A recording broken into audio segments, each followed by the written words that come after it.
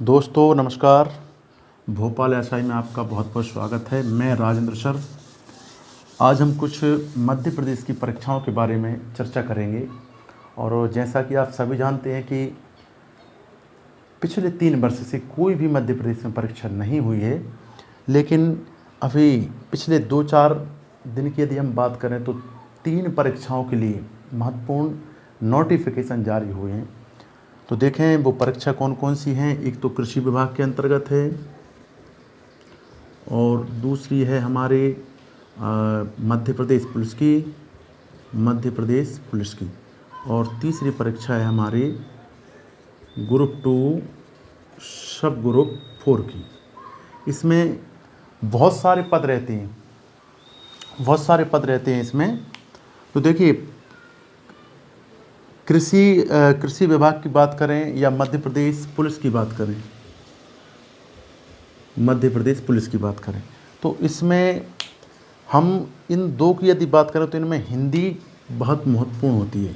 इनमें हिंदी का यदि हम बात करें तो हिंदी बहुत ही महत्वपूर्ण होती है, क्योंकि इसी के संदर्भ में इसमें आती है आपकी 25 नंबर की, ठीक है। और 25 नंबर की आपकी इंग्लिश आती है। कितने? 25 नंबर की। तो यदि परीक्षाओं के दृष्टिकोण से देखा जाए तो प्रत्येक परीक्षा में आज यदि केवल ये मध्य प्रदेश कांस्टेबल को छोड़ दिया जाए तो सभी परीक्षाओं में हिंदी आपको देखने को मिलेगी। केवल एक इसके लिए छोड़ दिया जाए, हो सकता है अगले नोटिफिकेशन में इसमें भी हिंदी अंग्रेजी को जोड़ दिया जाए, जैसा कि उत्तर प्रदेश पुलिस में जो भर्तियां होती हैं उसमें ऐसा माना गया है। तो हम खासकर हिंदी की बात करेंगे। इसमें अब एक जो महत्वपूर्ण है, एक और यदि टॉपिक जोड़ा जाए कि मध्य प्रदेश एसआई,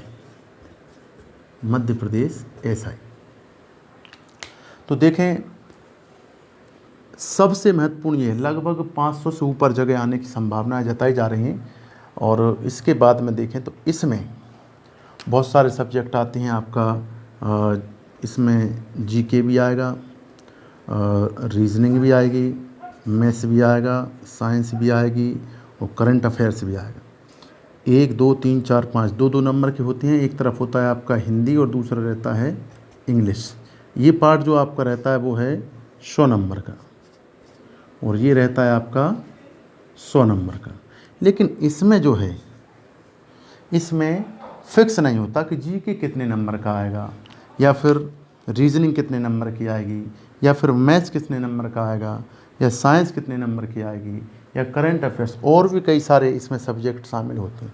लेकिन इसमें यदि देखा जाए तो हिंदी और अंग्रेजी मतलब इंग्लिश, ये दोनों सब्जेक्ट बिल्कुल फिक्स हैं। हिंदी आपकी आती है 70 नंबर की और इंग्लिश आपकी आती है 30 नंबर की। दोनों को जोड़ दिया जाए तो 100 नंबर हो जाते हैं। तो मेरा एक मानना है, यहाँ पे मैंने भी पिछली बार परीक्षा दी थी तो उसमें मेरे हिंदी में 70 में से 69 नंबर थे। 69 नंबर, 1 नंबर वो बाय मिस्टेक मेरे कारण ही कट गया था।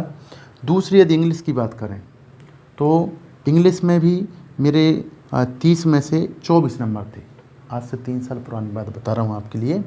तो इंग्लिश में मेरे 24 नंबर थे।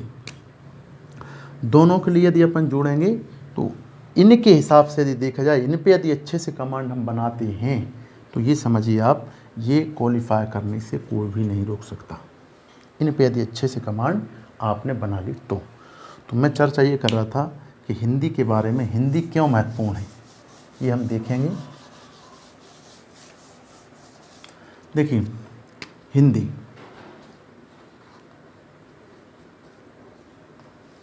सुनने में बड़ा सरल लगता है, हिंदी है, क्योंकि मैंने कई बार देखा है कि लोग यदि हिंदी के बारे में बात करें तो हिंदी के बारे में ये बोलते हैं, अरे हिंदी तो हमारे लिए आती है, हिंदी तो आती है।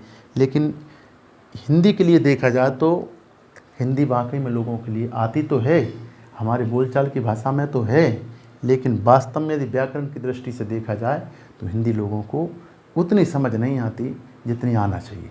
तो देखें, आज मैं हिंदी के बारे में, और इसके बाद में कुछ दिन बाद इंग्लिश की कक्षाएँ भी हम स्टार्ट करेंगे। तो पहले हम हिंदी का थोड़ा सा सिलेबस देखते हैं।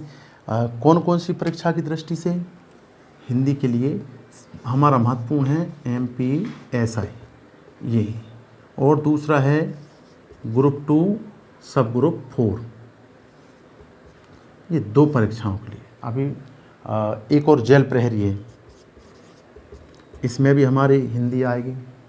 तो इन सभी परीक्षाओं को देखते हुए, मतलब मैंने भी जो आपके लिए बता रहा हूँ, यदि आपने इतना मेरे अनुसार कर लिया तो ये वास्तव में आप मान लेना जितने भी 70 में से 70 की गारंटी है, इसमें 25 में से 25 की गारंटी है। और जेल प्रहरी में इसकी काउंटिंग का जो जानकारी है वो मुझे पक्का नहीं है मेरे लिए, क्योंकि हिंदी की बात कर रहा हूँ, तो इसका मेरे लिए पक्का पता है ये दोनों का।